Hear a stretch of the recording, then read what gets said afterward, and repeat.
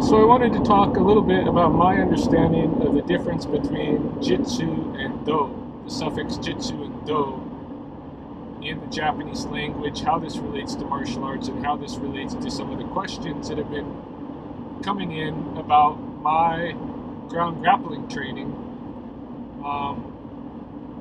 and what's that all about.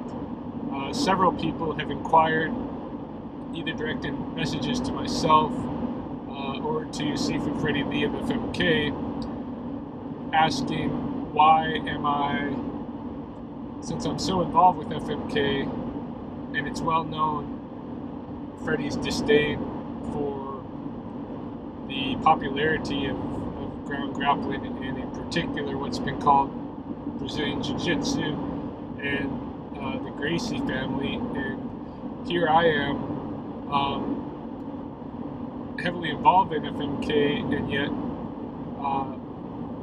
undertaking training through the Gracie's curriculum and in their jiu-jitsu, and posting that mostly on my own Facebook channel, but some of it on the FMK channel as well.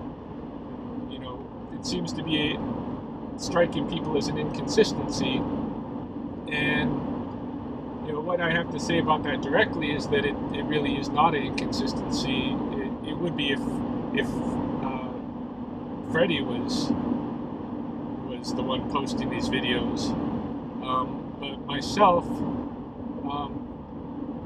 this training is very consistent with my own artistic vision, and I am in FMK largely to nurture my own artistic vision.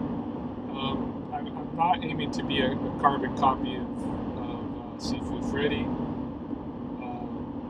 I have my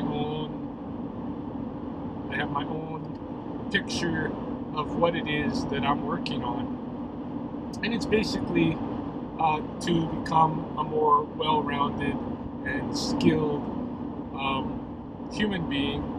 I feel like as humans that we've, not all of us of course, but a lot of us have lost the kind of basic humanness that we had as a child when we would play on the playground or wrestle around and such. All those experiments that we were doing as children with movement potential, we have abandoned in our, usually around in puberty, when sports are introduced culturally in a strong way, and people are pushed in that direction. I also think that we have lost a lot of our connection to ecology, and so all of this stuff I'm exploring and how it all fits together, being a human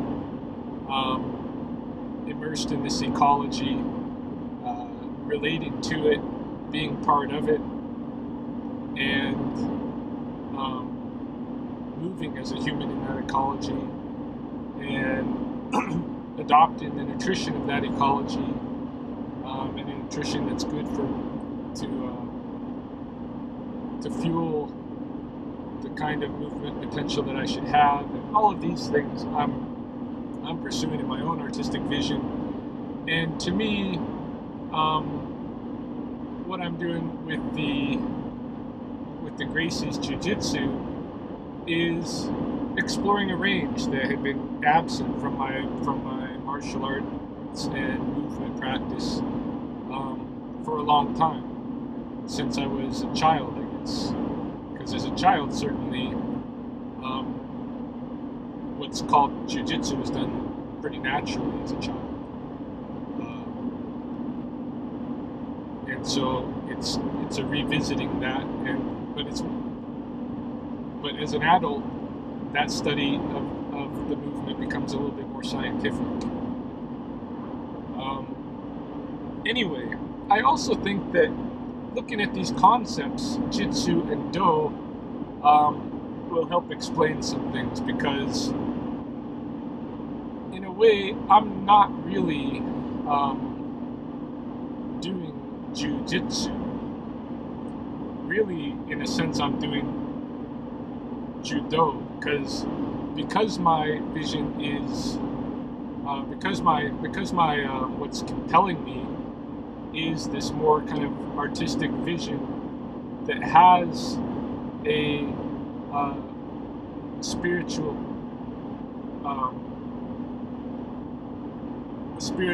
anchor in exploring what it is to be a real human being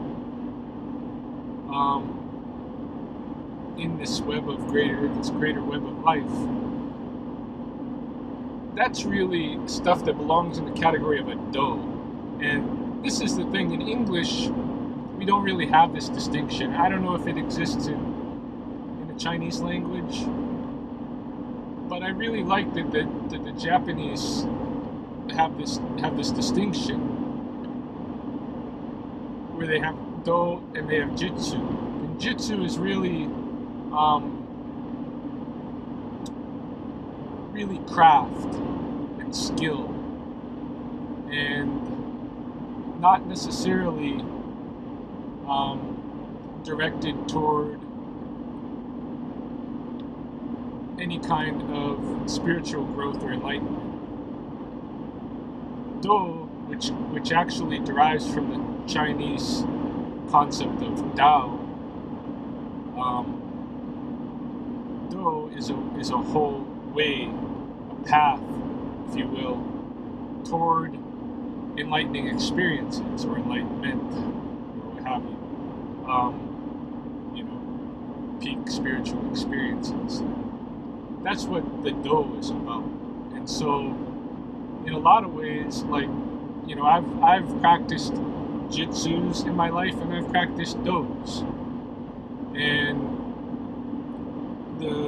what I think a lot of people recognize is that the dos are more artistic and less, perhaps, real life effective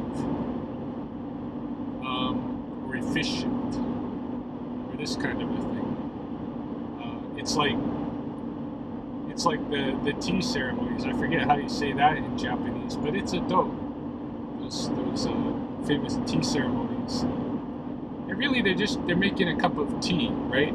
So if you were doing that from a jitsu perspective, you would just boil some water and unceremoniously make some tea. But there's this whole thing around, this whole ritual to making tea in a beautiful artistic way. That's the do. And you still come out with tea, but it's not as efficient, the do, if you really just needed to use it. Like if you need to just make a bunch of tea and serve a bunch of people, to go through that whole thing is not the most efficient way to do that. In the same manner, in martial arts, when you're learning the karate do or judo or taekwondo or any of these dos, although taekwondo is Korean, so I don't know if it has actually the same meaning. Aikido, for instance, I practiced Aikido, and I can tell you that while you are learning the shadow of effective techniques that would work in combat, they won't work in the way that they're presented in Aikido, because Aikido is more of an art, more of a martial art than a practical martial skill for application. For that, maybe you go to Jiu-jitsu. And it is well known that if you go into Jiu-jitsu, it doesn't have that artistic vision of the founder of Aikido, who was trying to harmonize movement with his opponent and not bring any harm to them. In Jiu-jitsu, you're using this basically the same joint locks and manipulations and such, but you're using them to hurt your opponent, and you're taught to use those for actual fighting, and they're effective. This is what the distinction that I see. The Jiu-Jitsu is a craft, a skill that's applicable, and it works. The Do, the purpose of the Do is to bring about personal and spiritual growth and such. So it's less focused on the applicability in other ways. And so what I am practicing, what I'm training in is Jiu-jitsu, or a ground grappling jitsu. But I mean, it is definitely a skill set that is very applicable and effective. So it's a jitsu. But because it's immersed within my artistic pursuit, in a way it transforms and becomes a Do. And this is not to say that somebody involved in a jitsu practice is not going to have these kind of personal growth, spiritual experience, and all of this. I mean, in the Gracies, they talk about how Jiu-Jitsu is a journey and all of this. That's the kind of talk of a Do tradition, or a Do practice, rather than a Jitsu training. But in some way, at some place where they meet, where the two come together, there's some crossover. Where the Jitsu and the Do come together, there is some crossover. And so, in that language that the Gracies are using, you can see that crossover, because their training is definitely a Jitsu type of a training, but some of the perspectives are more down perspectives. Certainly, if you look at somebody like Hickson Gracie, for instance, he's in that in between, because he's a very spiritual person and yet a very technical fighter, and so he's in that in between zone. So I think these concepts, while they're not completely, it would be deceptive to say that they're completely isolated and separate, they're interesting to think about, because the thing that Sifu Freddie Lee is criticizing is really the fact that what's known now popularly as martial arts, or what's become very popular as and labeled as martial arts, the competition fighting stuff, the cage fighting, that's really all stuff that is in the realm of Jitsu practice, training. There's not much Tao there, and he's right about that. And in that sense, when you look at this concept of martial art, this is where the English language is just so impoverished, because it uses this one concept to cover this such a wide spread of practice. And really, I think like the Japanese language is better at describing and making distinctions in what's going on in this aspect, because all of the cage fighting stuff is definitely Jitsu side stuff, and it's not the Tao, and it's not the artistic. And so but at the same time, that's not to say that people that are involved in the cage fighting